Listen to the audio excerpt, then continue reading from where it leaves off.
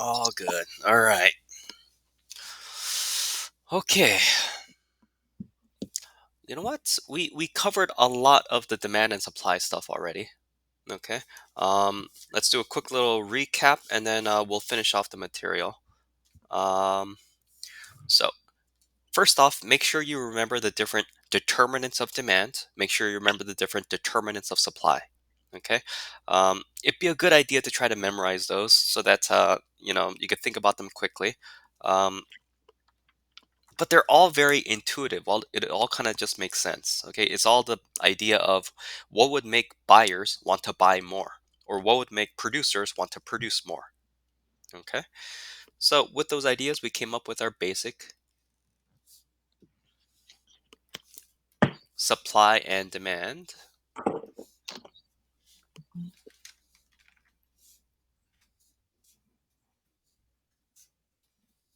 Okay, and remember, it doesn't matter where we start from. Okay, if we have a very low price, that means QD is bigger than QS. What did I call that situation? Sorry, QD. what? What did I call the situation where at a very, very low price, the A quantity demanded was bigger than the quantity supplied? QD yeah, bigger than QS. a shortage, What did I right? call it when the price was a little bit too high and the QS was bigger than the QD?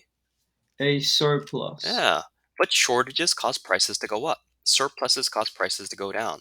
So that eventually, we're going to end up at equilibrium. And the way we show that is at this point, here's the price, P star. At this point, here's the quantity, Q star. That's where everything is in balance, where there is no shortage, there is no surplus. So the basic idea is if there's a shortage, if there's a surplus, there's a reason for prices to change. But once we don't have those guys anymore, there's no more reason to change. We found our equilibrium. Then what we did is we talked about things that would change our equilibrium. For example, out of all those different determinants of demand, Emmanuel, give me one thing that will cause an increase in demand. And tastes of people. No? Perfect. Okay, taste and preferences have increased. Yeah, So until you get comfortable with it, keep on drawing this out, keep on not drawing this out, keep on drawing this out. Okay, in your notebook, you should have like millions upon millions of these graphs just over and over again. I know. Yeah. So when we say increase in demand, what does it look like here on our graph? The demand curve, Hmm. the demand line goes Hmm. to the right, Good. right? Goes to the right. Yeah. So here's my new equilibrium. Tell me about the new P and Q. What happened to There's the equilibrium price? What happened to the equilibrium quantity? that. Mhm. It. Yeah. It all like. What's the question again? Sorry. What happened to the equilibrium price and what happened to the equilibrium quantity? Oh yeah. The two of them increased. Right. Right. It's okay. Right. Perfect, perfect, perfect. Yeah. Okay. Okay. And then, and then, What? and then. Oh, you know what? Why don't you do it for me? Oh. I gave you board access. Okay. I want to Okay. see you draw the graph, not from memory. Okay. What I don't want you to see you to do is, oh, I remember it looks something like this, right? No. No. Yeah. Step by step. Yeah. Okay. Okay. Let me pencil. Uh huh. Okay. Cool. Cool. Oh, nice. Oh, nice. Good. P. Yeah. Yeah. And with my trackpad. That's So. fine. That's fine. Good. As soon as you draw it, label it. As soon as you draw it, label it. Yeah. Nice. No. Okay. So. You know what? I'll do this for you because it's tough. Okay. But I'll just draw the dot dot dot dot dot dot Okay. dot dot dot dot dot dot. Joseph. Oh. Hi, Joseph. Joseph. Oh, you were able to come to class today. Oh, Joseph, while you yes. were away, did you have a chance to watch the videos? Yeah, I just watched the three of them today. Oh, holy crap. Did Yeah. they make sense? Yeah, they did. Okay, so it's a good time to come to class right now because we're going to review everything. Okay, Oh, so what okay. Emmanuel did was he drew out the demand and supply curves, and now what he's going to do is he's going to draw for me this situation, and then tell me what happens to P and Q. Emmanuel, Supply up. go right ahead. Increase the supply. Yeah. Increase the supply.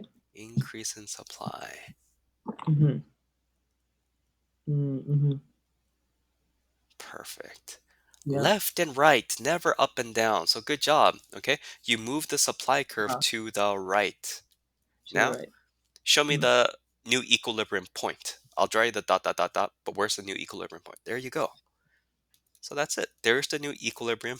Good job. Let's call it P2, Q2. From this increase in supply, you saw that price goes down. You see Right how that two. quantity goes up. Yeah. That's Price it. two. Right two. Yeah. Okay. Joseph, I know you just watched the videos, but do you think you're going to be able to do it? Yeah, for sure. Okay. So draw me the graph. Okay, Step by step. Good. that's a P. Good. Good. Oh, so close. Um, Keep going. oh, that's a Q. That's a Q. That's a Q. Actually, Good. Good catch. yeah. Uh-huh. So supply demand. Okay. Perfect. Almost perfect. Okay. One thing I want to see you do is not draw the X and then label it, but as soon as you draw one thing, label it. As soon as you draw the other thing, label it. Just so Okay, you don't forget about it. Okay, good. So I'll draw you, well, why don't you draw me the equilibrium point? here it is. Okay, then I'll do the dot, dot, dot, dot, dot, dot, dot, dot, dot, Oh, dot, dot, okay. P star, Q star. And now what I want you to show me is a decrease in supply.